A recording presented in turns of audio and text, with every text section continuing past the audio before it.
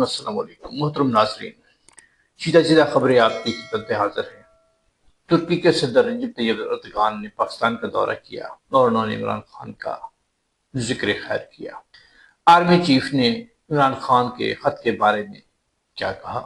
پنجاب کے گورنر سردار سلیم حیدر نے خواتین یونیورسٹیوں سے مرد پروفیسر حضرات کو ہٹانے کا انڈیا دے دیا ہے۔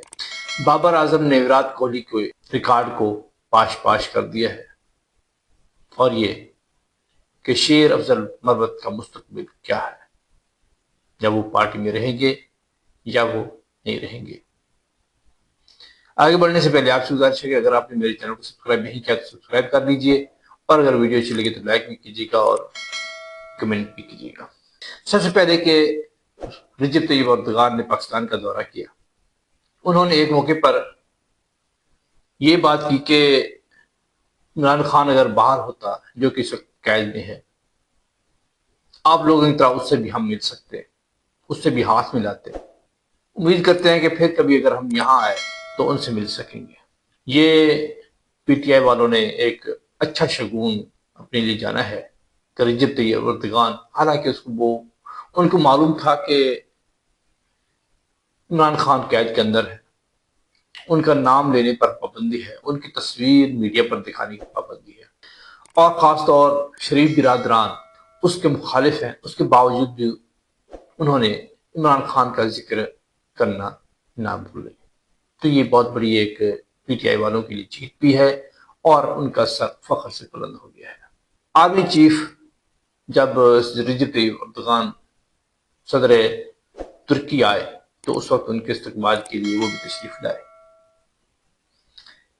میڈیا ٹاک حالانکہ وہ کم کرتے ہیں، لیکن صحافیوں نے پوچھ لیا تو کسی صحافی کے جواب میں انہوں نے کہا کہ مجھے اب تک عمران خان کا خط نہیں ملا، اگر وہ خط مجھے ملا یا میرے پاس بھیجا گیا تو میں اس کو وزیر اعظم پاکستان شہباز شریف کے پاس ہی ارسال کروں گا۔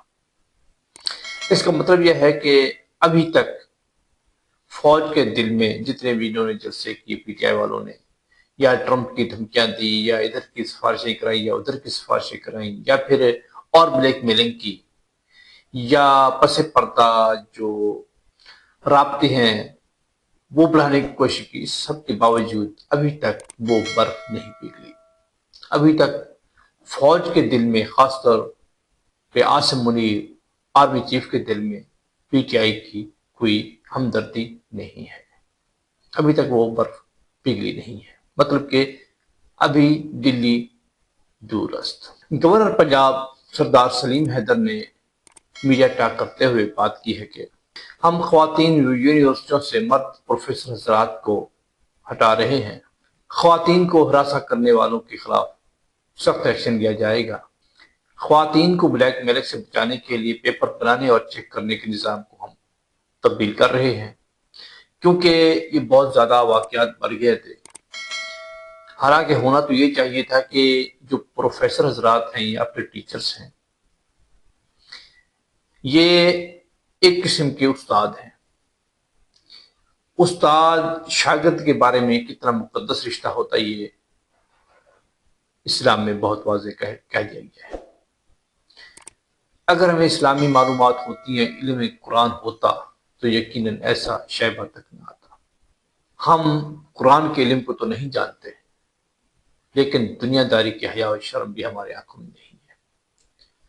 کچھ عرصہ پہلے بہاولپور یونیورسٹی کا واقعہ ہم سب کو یاد ہے کہ وہاں پر کیا گل کھلائے گئے تھے۔ ہر کوئی شرم کے مارے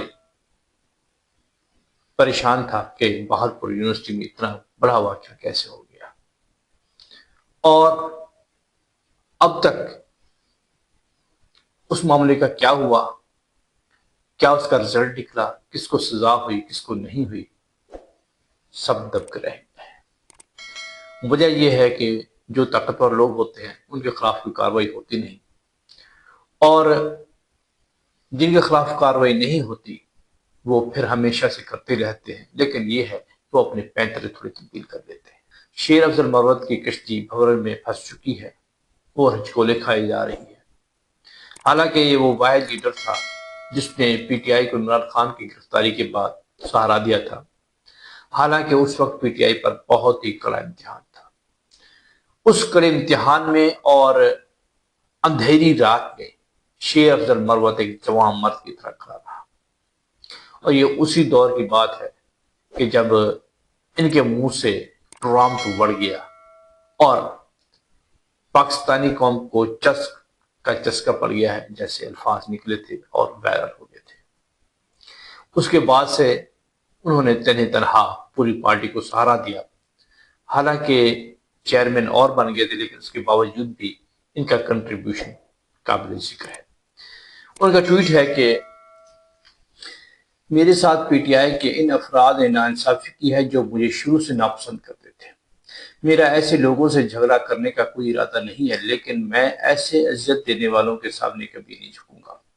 میرا جرم صرف یہ ہے کہ میں نے پارٹی کے اندر کبھی کسی گروپ کا ساتھ نہیں دیا، کیونکہ میں نے ہمیشہ خان کو اپنا گروپ لیڈر مانا۔ میں اپنا نقطہ نظر پیش کرنے کے لیے الیکٹرانک اور سوشل میڈیا کا جاری بائیکاٹ ختم کرتا ہوں۔ میں خان صاحب کے نظریات کے خلاف کبھی نہیں جاؤں گا اور وہ ہمیشہ میرے لیڈر رہیں گے۔ میں اس کی پوزیشن اور اس حقیقت کو سمجھتا ہوں کہ اس کے پاس معلومات تک محدود رسائی ہے، اور اس حقیقت کو کہ وہ سازشوں کے گھیرے میں ہے۔ میں آج رات قومی میڈیا پر اپنے نقطہ نظر کی وضاحت کروں گا۔ میں امید کرتا ہوں کہ پی ٹی آئی کے کارکنان آزمائش کی اس گھڑی میں میرے ساتھ دیں گے، کیونکہ میں ان کی آزمائش کی گھڑی میں ان کے ساتھ کھڑا تھا۔ آئیے ان موقع پرستوں کے خلاف اکٹھے کھڑے ہوں جنہوں نے پچھلے ایک سال میں خان صاحب اور پارٹی کو ناکام کیا ہے۔ پارٹی میں رہوں یا نہ رہوں، سچائی اور عزت نفس پر کبھی سمجھوتہ نہیں کروں گا۔ میری اقدار مجھے کبھی بھی ناانصافی کے خلاف رحم مانگنے کی اجازت نہیں دیں گی، اور اگر یہ فیصلہ ایک طرفہ طور پر واپس نہ لیا گیا تو میں کبھی بھی اس کی درخواست نہیں کروں گا۔ میں اس سلوک کا کبھی مستحق نہیں تھا، اور میں پارٹی کے اندر اور بیرون ملک پی ٹی آئی کے ان تمام رہنماؤں سے گزارش کرتا ہوں کہ جن کے ساتھ میں نے بہت برے دنوں میں کام کیا، ہمت پیدا کریں اور اس ناانصافی کے خلاف آواز اٹھائیں۔ پی ٹی آئی کے وہ پارلیمنٹیرین جنہوں نے 26ویں ترمیم کے دوران اپنے ہوش و حواس بیچ دیے، وہ آج بھی پی ٹی آئی میں ہیں، جبکہ مجھے بلا وجہ نکال دیا گیا ہے۔ یہ آمریت ہے، نہ کہ منصفانہ یا سن جمہوری انداز۔ اگر اس اجارہ داری کو نہ روکا گیا تو یہ ہمیں مکمل ناکامی کی طرف لے جائے گی۔ یہ تھا جی شیر افضل مروت کا ٹویٹ۔